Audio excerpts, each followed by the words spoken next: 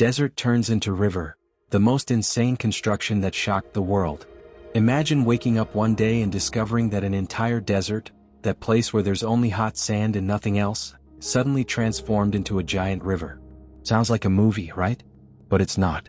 In Pakistan, something absolutely incredible is happening right now, and what you're about to discover in the next few minutes will leave you speechless. While China and India watch in astonishment, engineers are literally redesigning nature, transforming one of the most hostile deserts on the planet into a water highway that cuts through thousands of kilometers. But wait, because this story has a side that nobody tells you about. A side where workers risk their lives every single day, where the heat reaches 50 degrees Celsius, and where every meter built can mean the difference between life and death for millions of people. Pakistan has always been a country of extremes. On one side, you have snow-covered mountains, ancient glaciers that hold secrets from thousands of years ago. On the other, deserts that seem endless, places where water is more valuable than gold. Now think about this. What would happen if someone decided to connect these two completely opposite worlds? That's exactly what a group of crazy engineers decided to do. They looked at that desert burning under the sun and said, "We're going to bring water here no matter what it costs." And you know what's most impressive about all this? Have you ever imagined working under a scorching sun, carrying tons of concrete, knowing that one mistake could cost your life? The construction started a few years ago, but only recently has the world begun to pay attention to what's really happening there.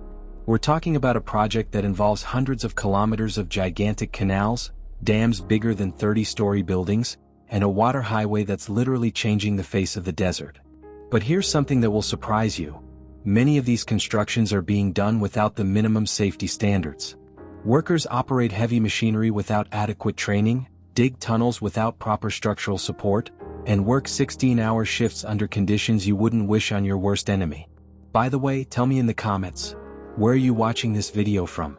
What's your name? I love knowing who's following this crazy journey with me. The central project involves the construction of massive canals that will divert water from the mountainous regions of the north to the desert areas of the south. Think of artificial rivers so wide you could place 3 airplanes side by side inside them.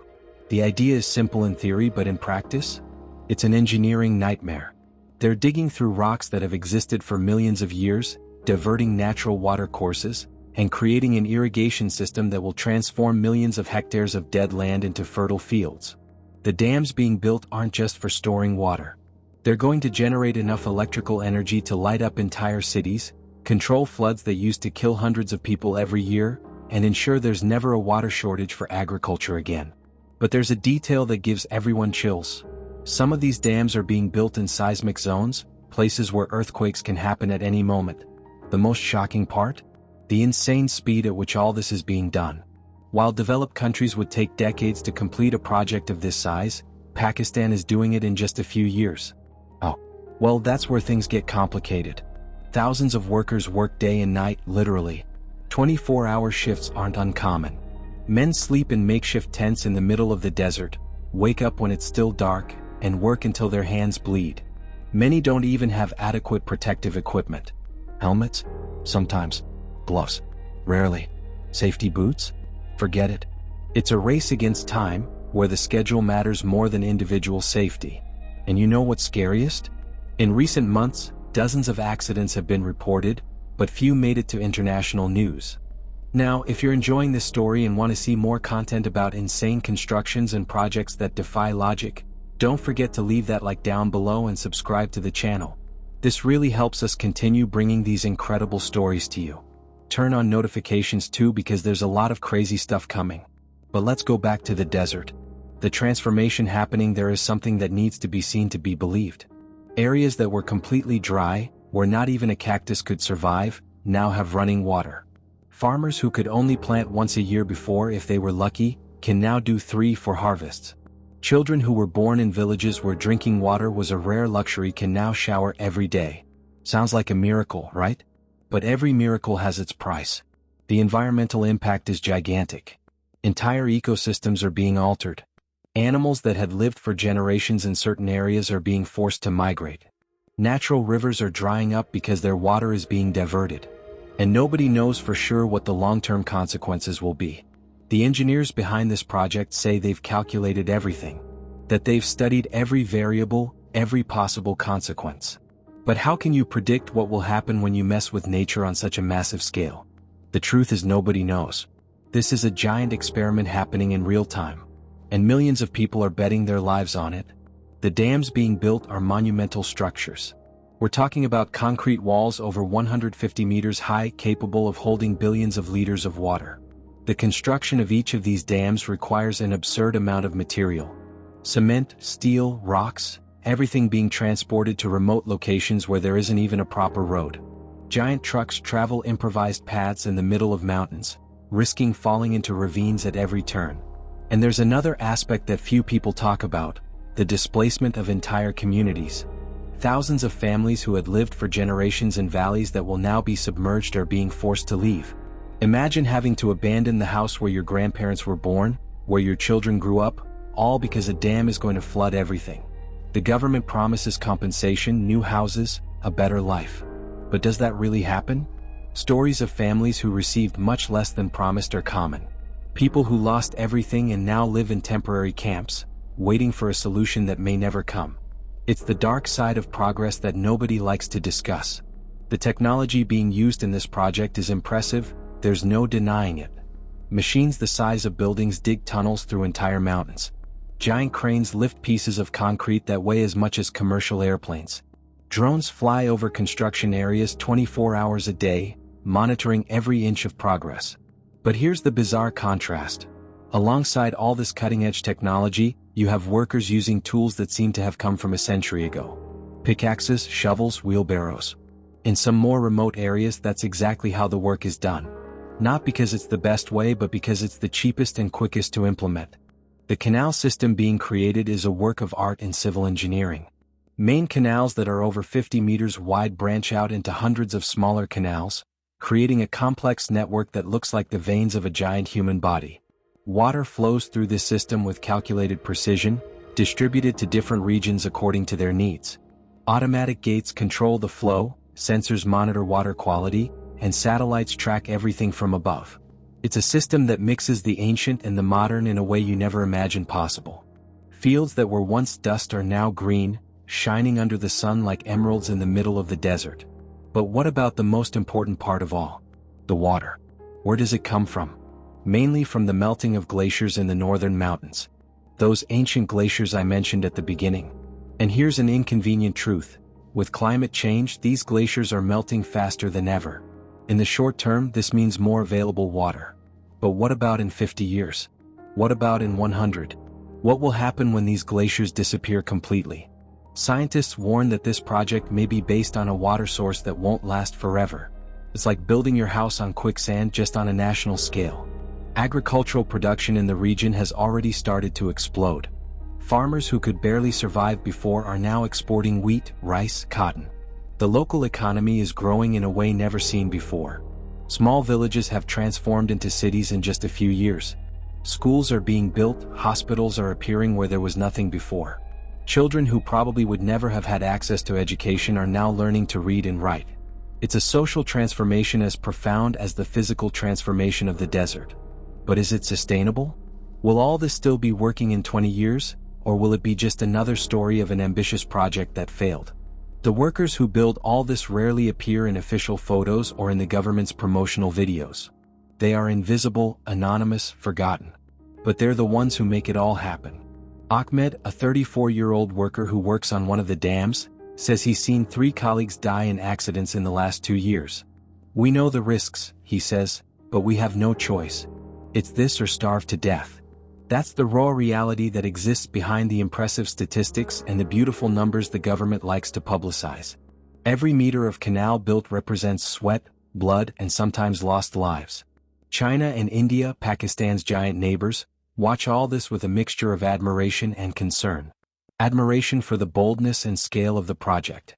Concern because changes in water flow in this region can affect their own rivers and their own populations.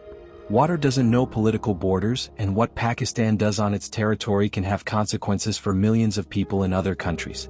There are already diplomatic tensions emerging, discussions about water rights, veiled threats about what might happen if the project negatively affects neighboring nations. It's geopolitics mixed with engineering mixed with survival. And here's something that will surprise you even more. Part of this project is being financed by international investors who see this as a golden opportunity. It's not just about helping Pakistan. It's about controlling water resources in one of the most strategic regions in the world. Water is becoming the new oil, and whoever controls water controls power. Companies from different countries are betting billions on this project, expecting massive returns in the coming decades. It's pure capitalism happening in the middle of the desert, where human lives are just numbers on investment spreadsheets. The most fascinating part of this entire project might be the engineering behind the flood control dams. During monsoon season, rivers that are dry for months suddenly transform into furious torrents, destroying everything in their path. Entire villages were swept off the map, people died by the thousands. Now, with this dam system, water is captured during heavy rains and released gradually throughout the year.